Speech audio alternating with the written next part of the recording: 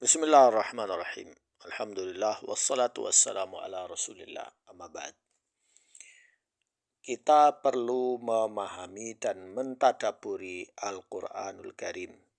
Kenapa? Karena Al-Qur'an adalah kitab hidayah, kitab petunjuk, petunjuk bagi kehidupan kita di dunia ini. Namun banyak orang yang membaca Al-Quran itu hanya fokus pada tajwid, fokus pada hafalan, fokus pada keindahan, kemudian dia fokus ingin menjadi imam di masjid. Itu tidak salah, ya, itu bagus. Namun alangkah baiknya Al-Quran itu kita gunakan untuk tadabbur. Kenapa? Karena itu bisa merubah kualitas kehidupan kita. Al-Quran itu kitab yang lebih bagus dari kitab motivasi apapun itu. Kalau kita faham artinya, tafsirannya, lalu kita mentadaburinya. Tapi kalau kita tidak faham artinya, ya percuma. Ya, jadinya percuma, hanya baca untuk cari pahala. Ya itu tidak cukup. Baik, di sini ada ayat dari surat Al-Baqarah 251. Surat Al-An'am ayat 53 dan surat Al-Hajj ayat 40. Ada beberapa ayat yang berbeda, tetapi dia tujuannya itu mirip. Ayat yang dalam surat Al-Baqarah, fahazamuhum biidznillah wa qatala Dawudu Jaluta wa atahu Allahul mulka wal hikmata wa 'allamahu mimma yasha. Walaula daf'ullahi an-nasa ba'dhum bi ba'dhin la fasadatil ardu walakinallaha dzu fadlin 'alal alamin.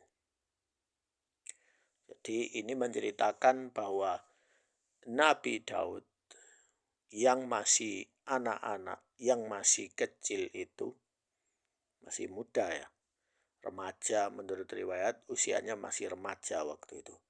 Kalau remaja waktu itu usianya 14 tahun, 15 tahun, 17 tahun, itu sudah siap jihad ya. Nah, melawan siapa? Jalut. Jalut itu menurut riwayat orangnya itu besar, tinggi, ya, tubuhnya itu berotot, ya. Melawan anak kecil ini. Nah, dan Daud dia dengan ilmu tauhid, dengan ilmu yang yakin, iman bahwa dia akan menang, bahwa Allah akan menolongnya, maka dia bertawakal. Dia bertawakal melawan si Tauhud ini, yaitu Jalut yang musyrik. Dia serang dan Jalut akhirnya kalah, dan Allah Subhanahu wa ta'ala memberinya al-mulka.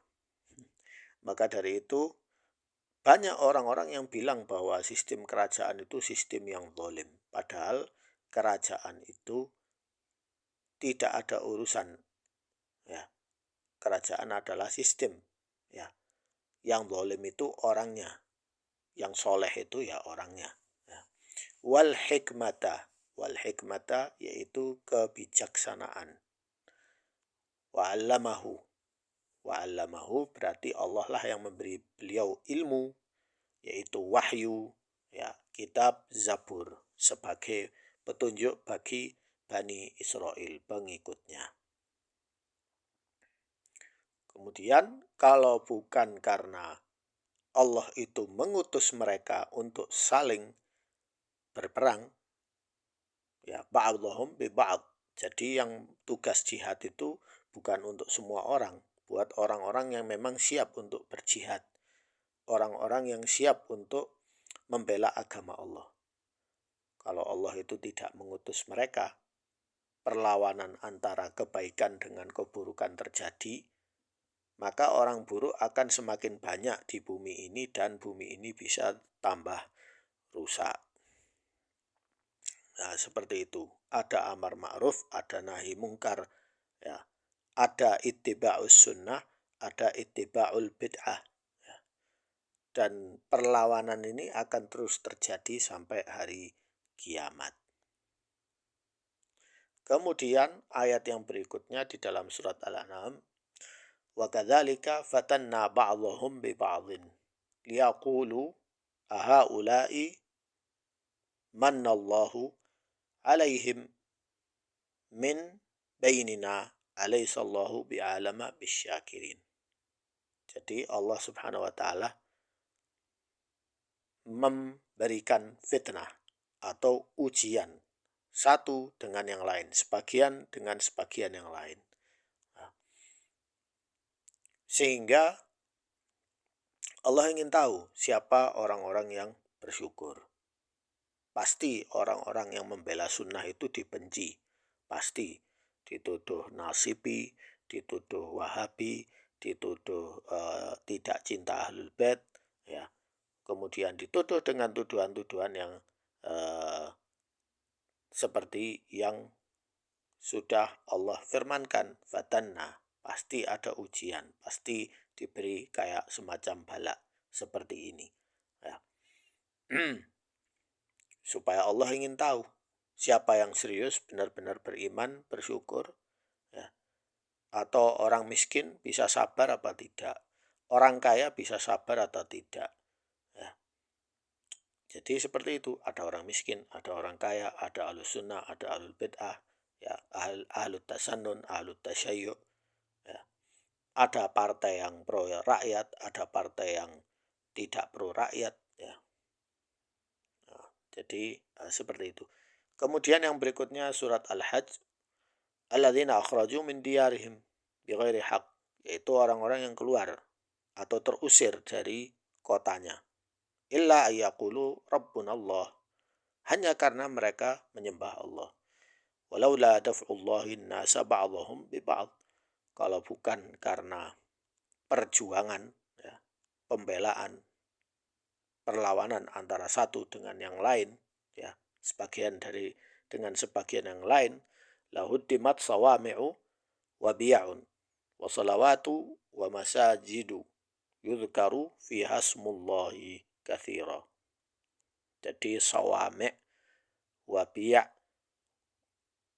wa salawat itu tempat ibadahnya orang-orang Yahudi dan Nasrani.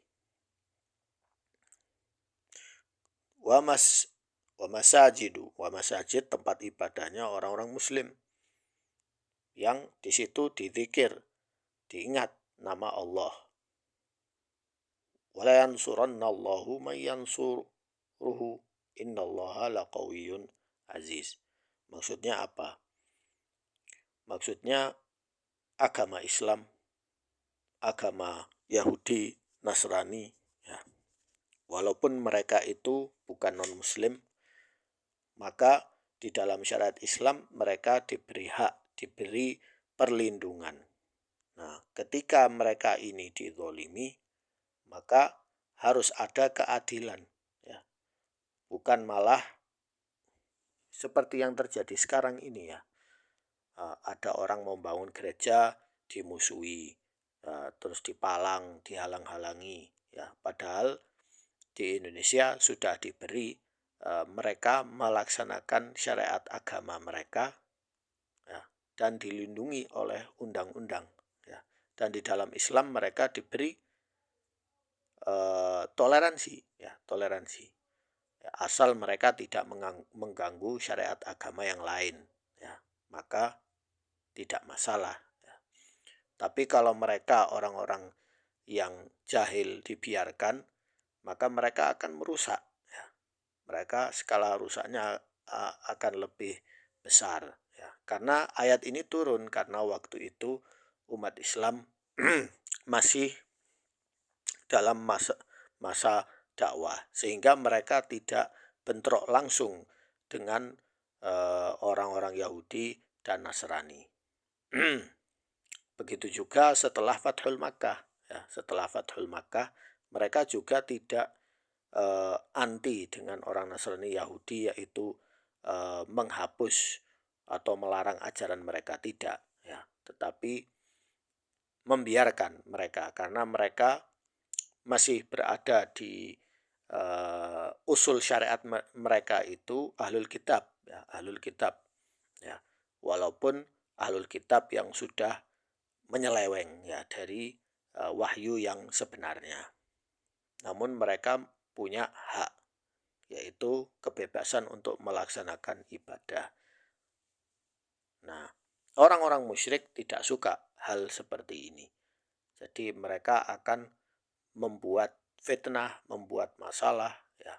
Mungkin ada yang pura-pura masuk Islam, lalu membom tempat-tempat ibadah seperti ini. Sehingga akhirnya orang Islam yang terfitnah sebagai teroris. Ya. Jadi harus ada amar ma'ruf nahi mungkar sesuai dengan kaedah usul agama kita yang rahmatan lil alamin. Rahmatan lil alamin maksudnya syariat usul Islam itu sendiri rahmat bagi seluruh alam, ya. Dan adil. Islam mengajak untuk menegakkan keadilan, ya.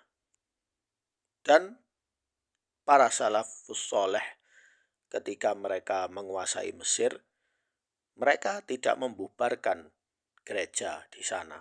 Marah mereka membiarkan ya Banu Al-Qibt melaksanakan syariat mereka. Kemudian ketika mereka membuka kota Syam, mereka membiarkan orang Nasrani, Ortodok, orang Yahudi di sana melaksanakan syariat mereka.